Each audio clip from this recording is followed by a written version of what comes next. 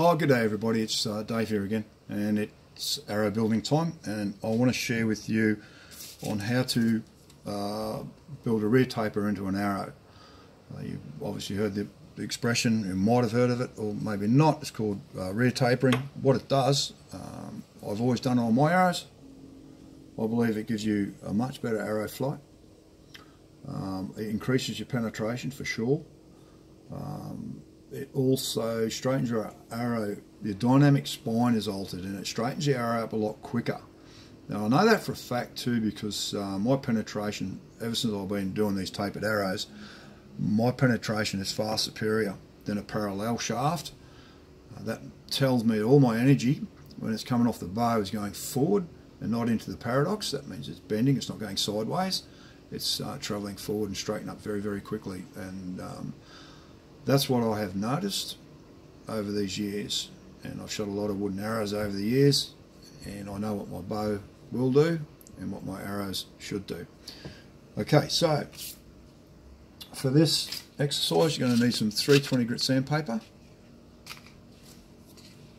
some 800 grit sandpaper, a taper tool. All you need for that is we're taking 1132s down to 516, so we need that as a guide only. And of course for cutting the knock taper on the back end of the arrow, I use this fella here, that's my one. You're going to need a glove, less the holes if you can find one, and then you're going to need a drill and a very, very small plane. That little fella there, I've had that for years. You can buy them online, or any machinery shop will sell that sort of stuff, woodworking shop.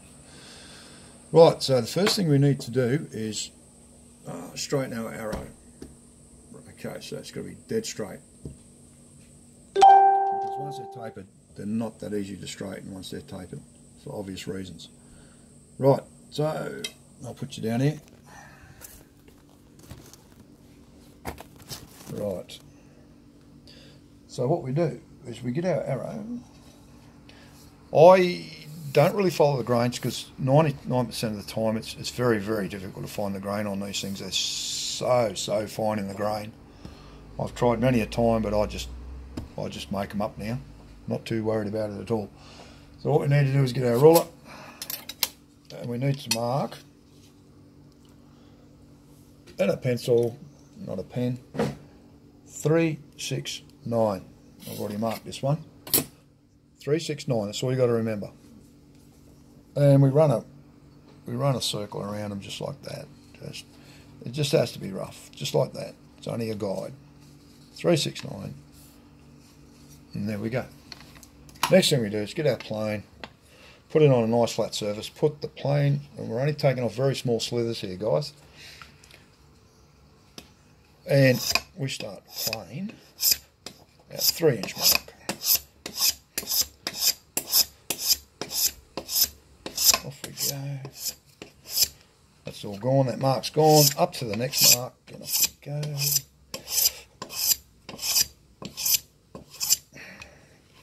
I'm actually turning the shaft with this hand. You can't see it, but I'm rotating the shaft as I go. So just pushing it around a little bit at a time. If you go against the grain, don't worry about it. If your blade sharpen up, it'll pull right through that as well. So keep going on your 9-inch mark. Oh, there's a nice big lump. There we go.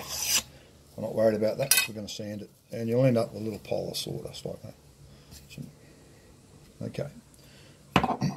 Now what we do, excuse me. Now what we do is get the drill. Get your masking tape. Pull a piece off. Put it on your non-tapered end, of course. It's going to be where the point's going to go. Put him on like that. Now what you do, so you don't crush it, get the clutch on the drill set so it just grabs. So there's my drill. Put him up there. So, now you can either leave the shaft an inch longer and then cut that off, dock that off when you've finished your taper, or you can cut it to length, put a piece of masking tape on it, push it in the chuck, and then pull it back out halfway, and when you taper it, that's going to disappear. So you hear the clicks, that's grabbing it quite nicely, can't pull it out. So then what we do then is we get, put you up here, put your glove on, get your sandpaper,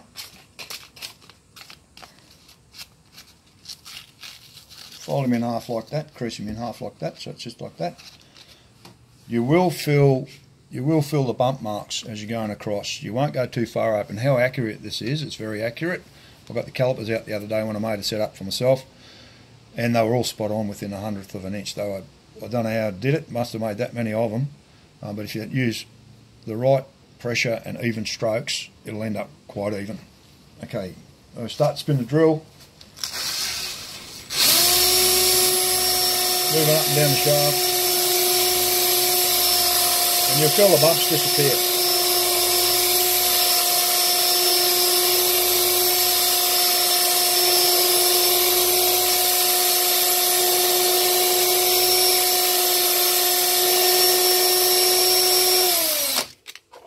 Get your tape tool, put it on there, just fits on the end.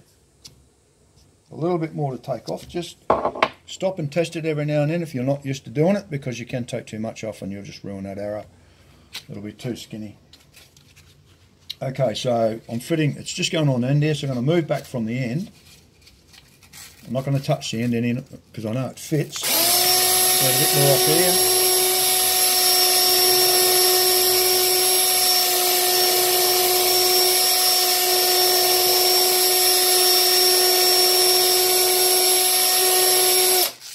Test it again.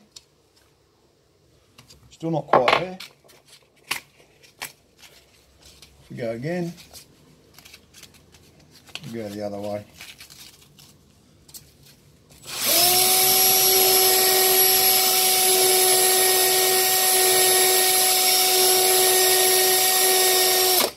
Test it again. Oh, we're nearly there.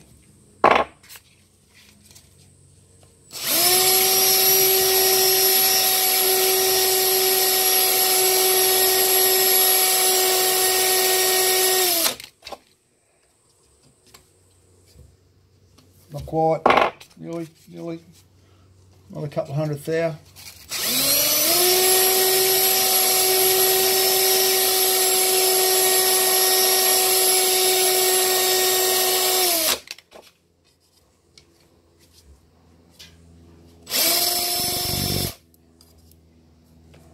It's still a little bit tight.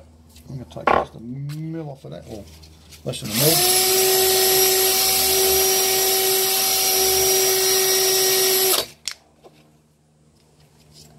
Perfect.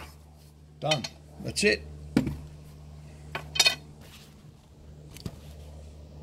It really is as simple as that. You know, you can make yourself a jig. Don't go too heavy with a grip. The temptation is there to take it off even faster, but that was pretty quick. You'll get scratch marks in there, and when you come to varnish it, all you'll see is a scratch mark. So, and then what we do then is we finish it off with our little bit of 800. Just take the shoulder off the back of that knot point, just a little bit, smooth the shaft out, and I'll take that off, and it's as easy as that. It's just time.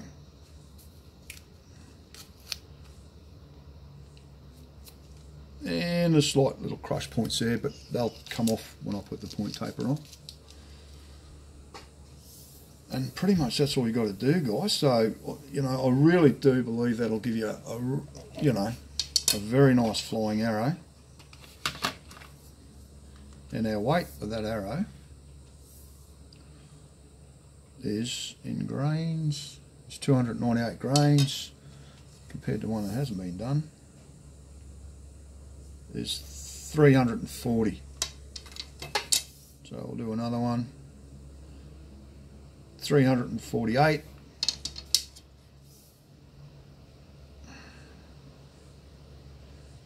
340. What did I say this fellow was? with the taper in it, 296. Knocked a fair bit of weight out. You wouldn't think it'd do that, but yeah. So, like I said, that really does help with the flight of the arrow, the penetration, and all the rest of it. And that's purely from an observation from my point of view. I don't know the science behind it. The guys who shoot the carbons as well, they're right into their FOC as well. They believe it helps with the penetration. I think whatever helps, to be honest with you. And that's about it, guys. Thanks very much for watching, and I hope that's been helpful to you. Bye for now.